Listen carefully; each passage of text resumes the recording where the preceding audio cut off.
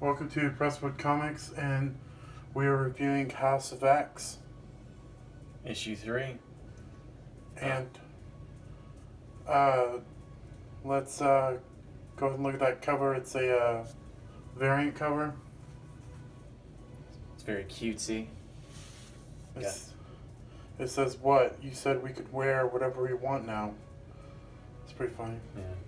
Was that Iceman? Yeah, it's Iceman. And throughout these, they have the lettering. You make me so proud, Professor X.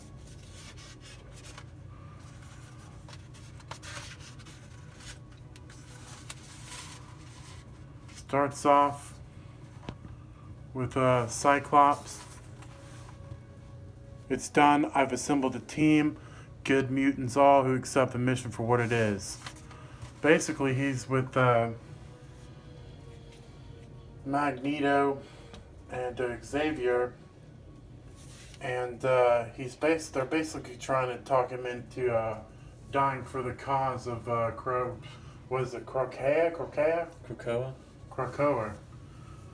And one of the last things they kind of say to him is, for you to die, you would have to be forgotten, and no one forgets a founder of a nation. So they're trying to talk him up to basically be a martyr. And so they're going into... I think they think that it's a good chance they'll die, because they're sending a team in there. They could use one of those plant things as a backup, and they don't do it. No, they explain why they can't. No, they can do it, they're just not going to. And there's a reason for that. We just don't know what it is yet. No, they says we don't use the portal because... We don't use the portal over some BS reason. That they don't... They could use it, that's a great plan. Why wouldn't you have an emergency backup? They're going to a mother mold, which is right next to the freaking sun.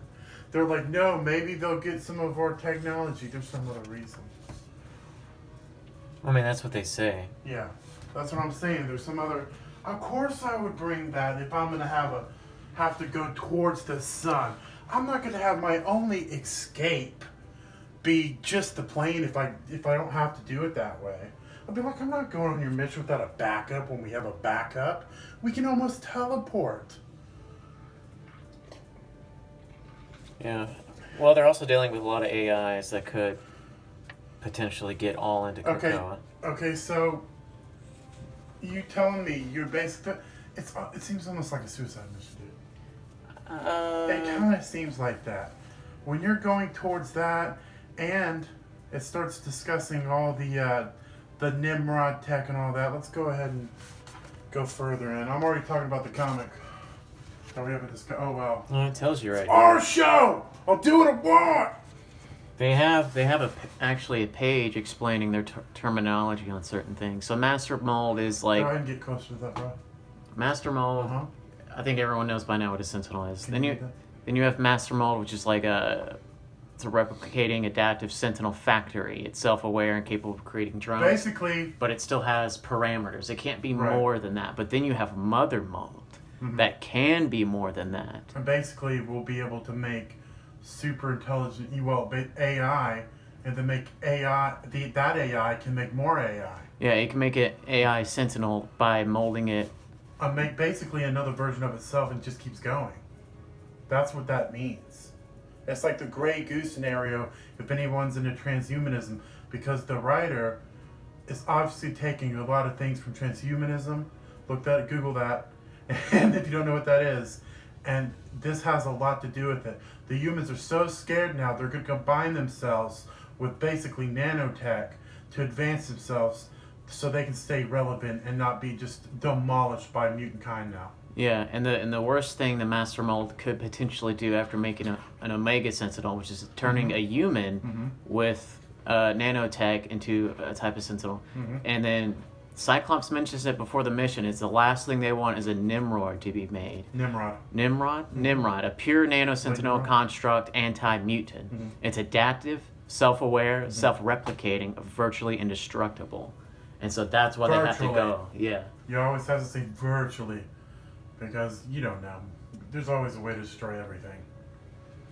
But yeah. Especially in the world of mutants, you can just put one word. Yeah, of course. His mutation is tech. And then they give you... Good old Franklin Richards. They give you a summary of pretty much everything that's been happening. Issue 2 kind of dealt with It's really cool. I like it. Moria and Apocalypse. They try to get information on what the humans are doing. And like the first issue, like remember we saw the big head in the thing, and that's what it is. Yeah, and I was like, they're building like a super sentinel. A mother sentinel, basically. Yeah, and then you have it's a small side story of what happens to Sabretooth after he's caught by the Fantastic Four. This is my favorite part in the comic. Yeah, they're like you're here to be judged, all this stuff. Yeah, hold on. Like, let's see the. Bam! Read that. I love this. And then Sabretooth says, he's like, oh, I'm guilty, meat. And then he spits, I definitely got bad manners, because that was one of the charges they were it was hilarious. jokingly going to put on him. And look at that Sabretooth, too. Look at the drawing. This art's really well made. Like, I'm really enjoying it. The colorist on these things is extraordinary. Who's the colorist? Oh, we'll look at that at the end. Okay. And then, so they're in human court. And then you have Emma Frost and the two twins who are also telepathic come in, and basically they're just like, listen here, we're going to handle this diplomatically by saying you don't control anything we do, we're taking them, goodbye. That's pretty much what's happening in the court case. Krakoa is now going to be a sovereign nation, and they will handle all mutant crimes. And America, and if you're an American, you now have diplomatic immunity from your American crimes, and then they will be judged in Krakoa, which they're really not going to do, probably. Yeah. You're just like, we'll do whatever we want. You better be glad we're not going to kill you right now, is basically what's happening. Pretty much. And then you flash forward to the mission, to where it's the scientist. It's pretty much like, basically it's like the most intelligent people on the planet, along with the sun. Yeah, and that goes with scientists, engineers, pilot, the best of the best are all here. You're gonna have to have the best of the best. And so they're all here. Absolutely. And then they also have a mutant. This girl right here, she is a mutant. And they're talking about this, what we're gonna do. And then now, is she a traitor? Being a mutant, is she a traitor? Nightcrawler kind of tells her that she is. And he said who picked a side first, and what she tells Nightcrawler. Yeah. As in, you guys separated yourselves from humankind. Yeah. Mankind. Yeah. And I meant to say mutant kind. Right there. Yeah, and they're still talking about the Mother Mole, talking about building a big sentinel. It's a backup plan just in case, because they're afraid of extinction. Now it's species against species in here. And that's what's going to lead to terrible, awful things from living creatures just destroying each other. Yeah. And the mutants think they've won already. They haven't. You get the X-Jet. They so have X-Jet is so cool. You get to see the middle. And it has like super shields around it because they're like, we have all these defense measures. They're like, they got more. They're getting on this shit. And they're too quick. Yeah, they're quick. Yeah. And they have drone sentinels near Mercury, and they're trying to get them back. So they're trying to buy time right now too, so they can have a honest chance of fighting the X-Men off. Yeah, but the X-Men and the mutants aren't necessarily the good guys in these comics. Yeah, we're still not sure. I think they're kind of the bad guys. We're still not sure, but I think they are.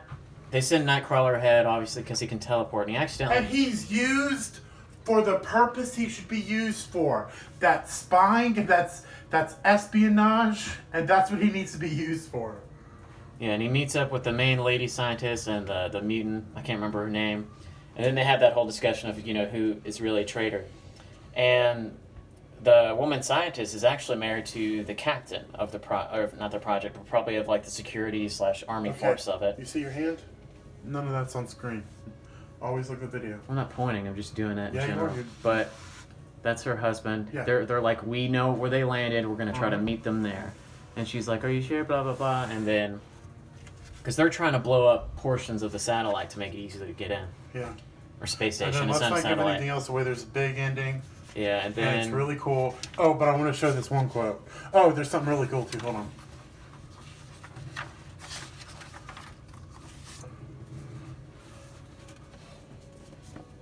Hold it in. Boop. For you to die, you would have to be forgotten. And no one forgets the founder of a nation. Magneto. He says that, told Scotty Summers at the front, and it's a very big... I think that's one of the greatest quotes I've ever read in a Marvel comic. He's also talking about himself. I know. Magneto. He's he made Genosha. He's made his own nation before. Yeah. And this is really cool. Discuss this real fast. I think this is awesome. These writers aren't playing around. They're really dedicated themselves to these 2 miniseries, House of X and Power of X. Yeah, this is their telepathic language. Yeah. And they give you what each symbol means. Isn't that cool? Yeah.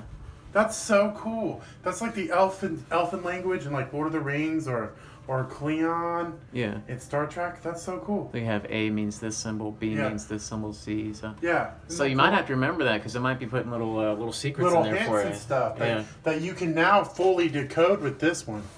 Goes all the way to Z, and it's super cool. I think that's awesome. Yep. Then you have another Stan soapbox, which are usually pretty good. There's also something you didn't see in this one. It's the like Blade's gonna have his own team fighting horror stuff in September. Yeah, with like Moon Knight and Spider Woman, stuff like that. I don't think Moon Knight is. Maybe not. Spider Woman's in it.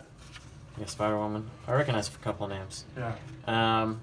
Yeah, and actually, here you go. If you use that decipher, this last page has lettering on it. We should have done it. Yeah. I don't even think of that. So that's a little fun little trivia. There's 2, aren't there? Yeah. So there's this one. Man, I didn't think of that. We should have done that. So there's that one. Yeah. And then there's that one, which they have 2 varying arts too. Right, and let's go ahead and grade it. are they the same thing? Nope, they're not. This is the same in the bubble, but this is not on the bottom. Yeah. So there's a little secret to decode, which is be easy to decode. But we have finished House of X issue 3. Now, Aaron, give your overview and grade. I'm gonna go ahead and give it a B plus. And why's that? Because I said so. No, because everything's good, man. Everything's good to go. I liked it. I enjoyed it.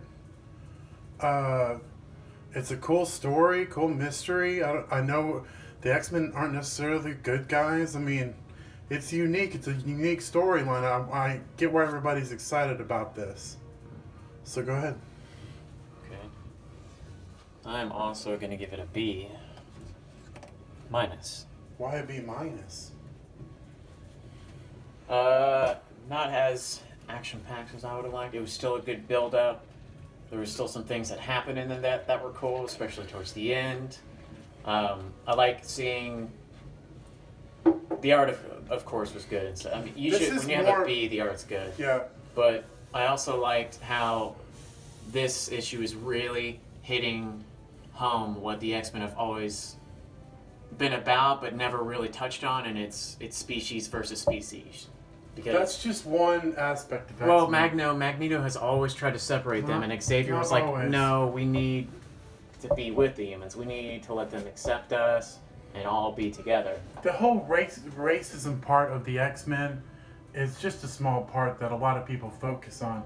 The X-Men is an old comic. They have many different storylines. That just seems to be the one that sticks with the most people. Is it racist? It's it's talking about racism, not race. There are racists. It's really... It's just like the mutants and the humans. No, that's like racism. It's speciest, right? Yes, but that's what it goes, Cody. It all takes place in like the 60s and all that stuff.